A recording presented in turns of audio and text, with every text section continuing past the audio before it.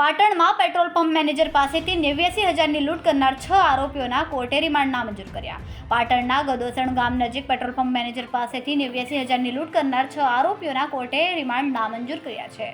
આરોપીઓએ ફરિયાદીના દસ્તાવેજો મેળવીને બેક કેનાલમાં ફેંકીને મેનેજર પાસેથી છરી બતાવીને 89,000 રૂપિયાની રોકડ લૂંટ કરી હતી. પોલીસે આરોપીઓને પાટણની જ્યુડિશિયલ કોર્ટમાં રજૂ કર્યા હતા. મેજિસ્ટ્રેટ રિમાન્ડની માંગણી નામંજૂર કરી છે. આરોપીઓએ ફરિયાદી પાસેથી લૂંટેલી બેગમાંથી રોકડ કાઢ્યા બાદ તેમના આધાર કાર્ડ, પાન કાર્ડ, ચૂંટણી કાર્ડ અને અન્ય દસ્તાવેજો સાથેની બેગ કેનાલમાં ફેંકી હતી.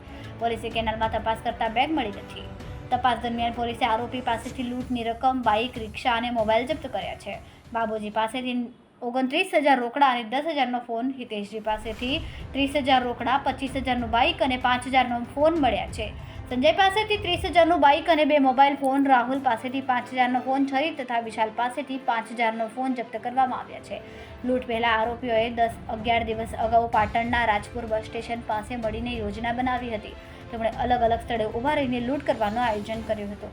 પોલીસે આ કેસમાં BNS કલમ 61નો વધારો કરવાની મંજૂરી કોર્ટ પાસે માંગી છે.